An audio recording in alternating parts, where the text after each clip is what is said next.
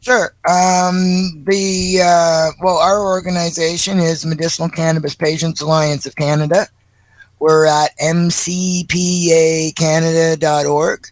And we're a group of patients who need cannabis, and we help each other and we help you. And we've joined together with the Maritimers Unite for Medical Marijuana and the Canadian Therapeutic Cannabis Partners in the National Task Force on Medicinal Cannabis to try to influence policy making when it comes to the 6-month window that they have to revisit the medical program, specifically with a view to going to full legalization in the future, as the government has specifically promised to do. And the task force website is medcanataskforce.org. And we're looking for participants and donors. And for a $50 donation, we will put your logo on our website as being a member of our pan-Canadian task force for people that are interested in a inclusive program where folks can grow, folks can help others grow, folks can, if they can meet the standards, contribute to dispensary distribution.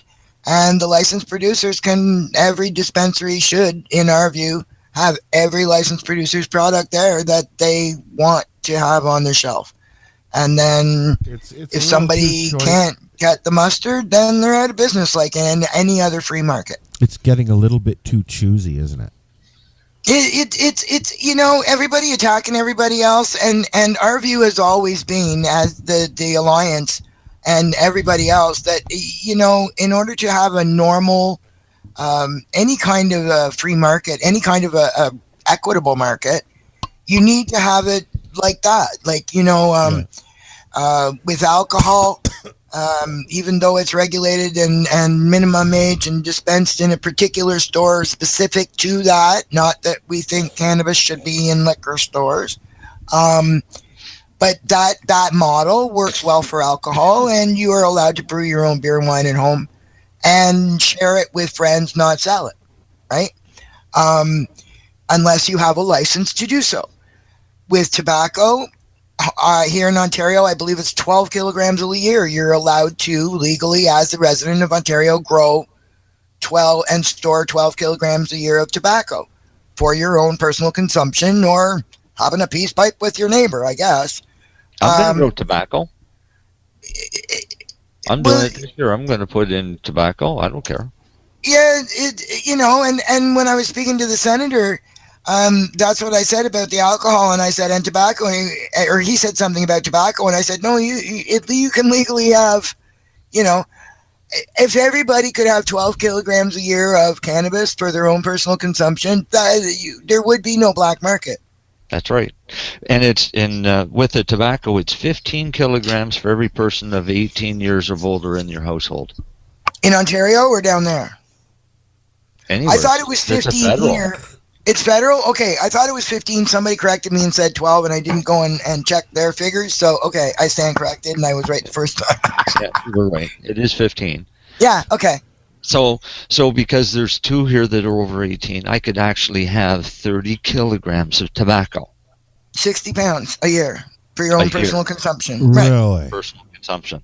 You can grow it in your yard. You can harvest it. You can dry it. You can grind it or shred it up and smoke it all by yourself. Yep. Yep. Nobody tells you that. Just like nobody told anybody there was a program that you could get medical cannabis legally in 2001 all the way till whenever the hell somebody whispered it in your ear. Yeah, exactly. They kept it one of the best kept secrets in Canadian history. Well, I mean, it's still hilarious. I mean, if you're even in some place, even like a waiting room somewheres, if you even mention cannabis, it goes into whisper mode. Yes. Yeah. Yes. I've been told that I talk too much about it. You shouldn't talk to me. You're making people uncomfortable.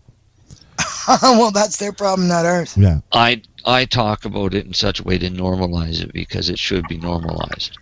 Well, me too. And when I was at the event conversation. yesterday, one of the girls, she said, "Oh, I've tried it, but it makes me feel uncomfortable." I said, "Well, then you probably don't need it." Yeah.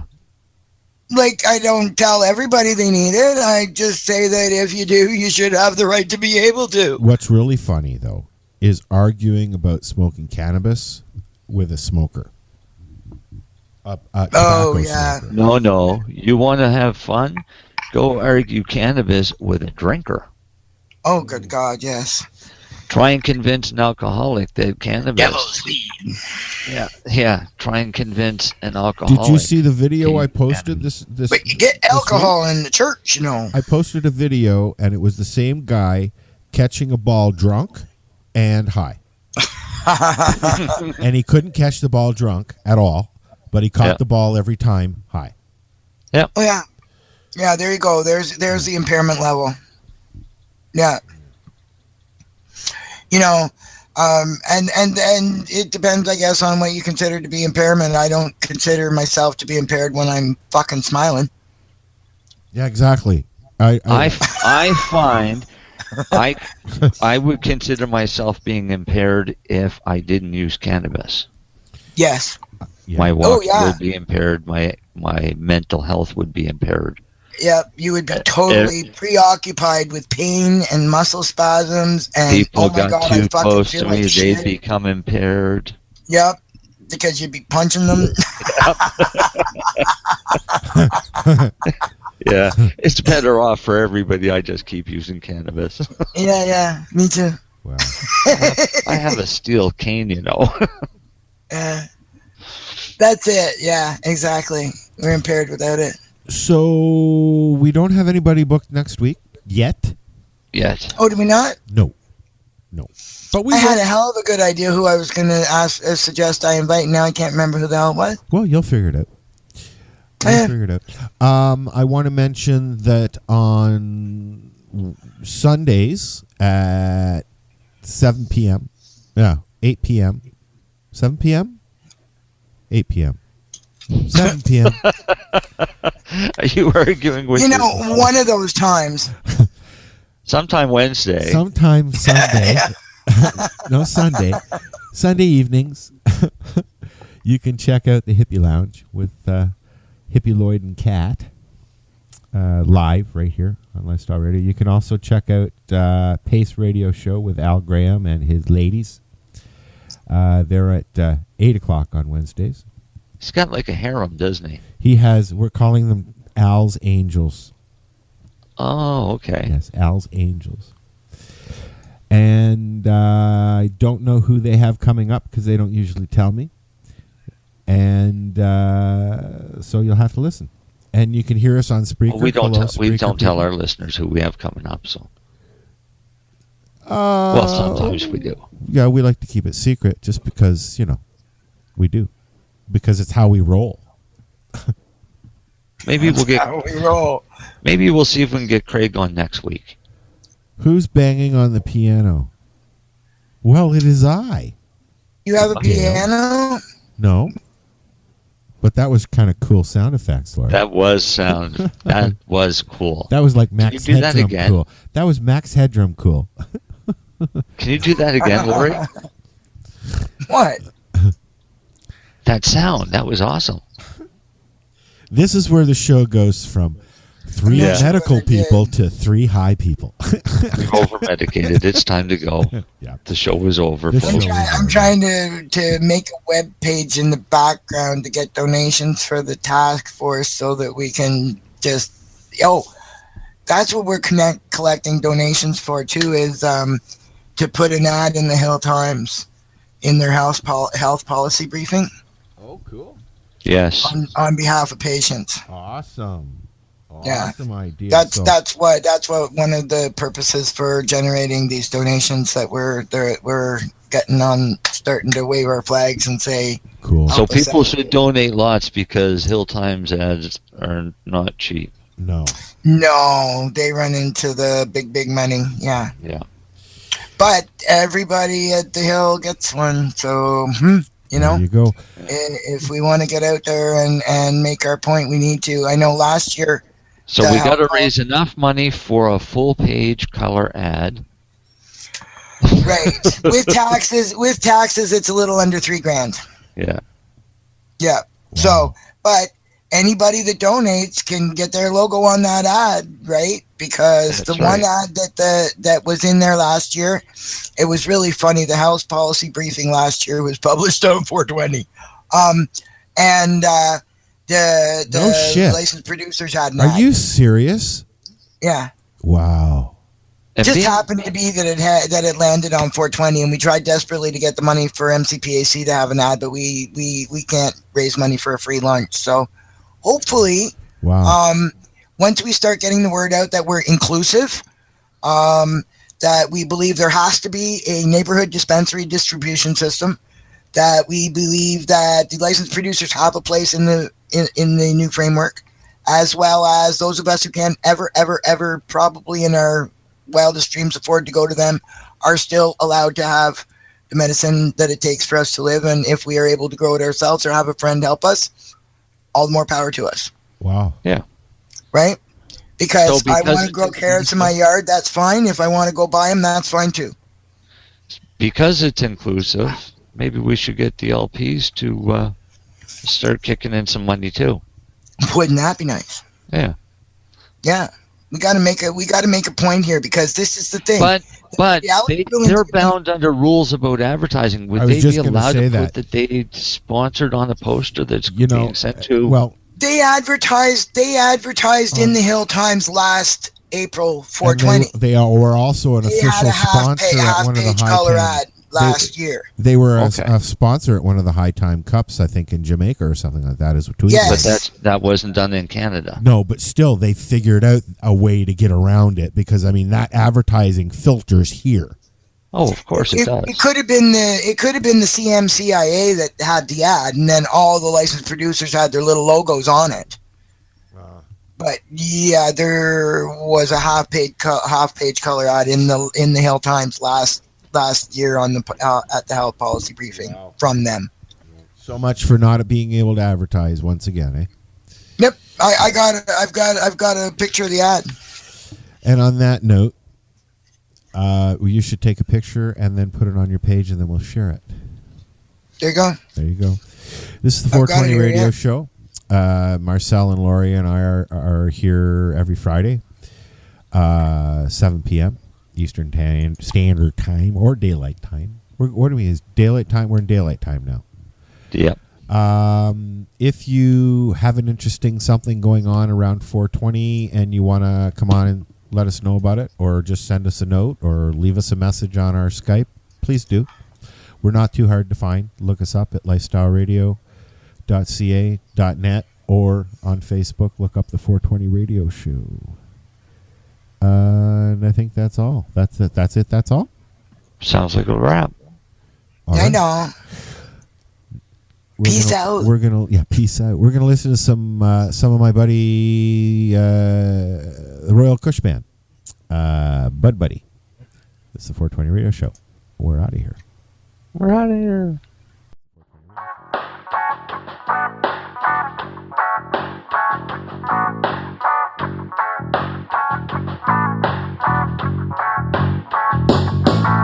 I calls up buddy, ayo, I need some more green again. QP and D's again, no seeds and keep the stem. I wanna get blazed like I was 14 again. Wait patiently, grab my bongs and start cleaning them. I anticipate, where's my cash, get it straight. Got a scale, check the weight, better be no fucking shake. Or have no funny taste, for my money's sake. Look buddy, wait, I should get a break. The shit you said was great, eh? It's straight hay. For the money that I pay, you should roll me up a J. He said that's all she wrote. We laughed and had a toke. He got his cash and hit the road. I got my stash, I'm good to go. You got some Bud Buddy. I need some Bud Buddy. I got some money. If you got Bud Buddy, Bud Buddy, Bud Buddy. I need some Bud Buddy. I got some money. Since 300 BC, it's been used by all men. Marijuana is a cultural medicine. Don't you believe all the things that you hear? For ganja is coming, yes, Jah is coming. Times have changed from buying a dime at a time and trying to get high with 2 spliffs with 6 guys. Nowadays a joint barely gets me by, cause I'm smoking with Mary Jane on the daily. Usually pay my respects on time, but somehow it just seems to slip my mind. I need to see the man cause it's Friday night and I can't get my head straight, can't get my head straight. Call up buddy, telephone is ringing, I'm getting nervous, hear the fat lady singing. About to hang up, call it quits for the night, then I hear, hello? And I say, hey there guy, you got some bud buddy, I need some bud buddy, I got some money, if you got bud buddy, bud buddy, bud buddy, I need some bud buddy, I got some money, if you got bud buddy, bud buddy.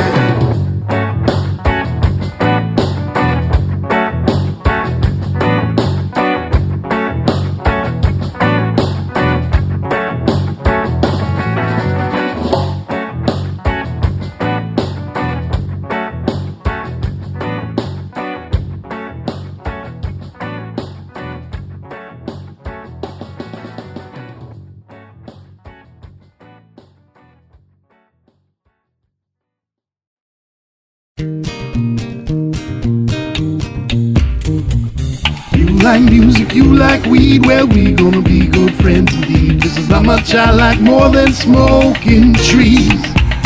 They'll make you dance the do-si-do and teach you how the chiva grows. Smoke a bowl on the 420 radio show. On Lifestyle Radio. So what are you doing? Nothing. Why not? Trying to get on this Lifestyle Radio website. Sounds like a cool website. Yeah, it's alright. Oh, wait, I might have it. You might have it. You're listening to Lifestyle Radio. So what are you doing? Nothing. Nothing. Why not? Trying to get on this Lifestyle Radio website. Sounds like a cool website. Yeah, it's alright. Oh, wait, I might have it.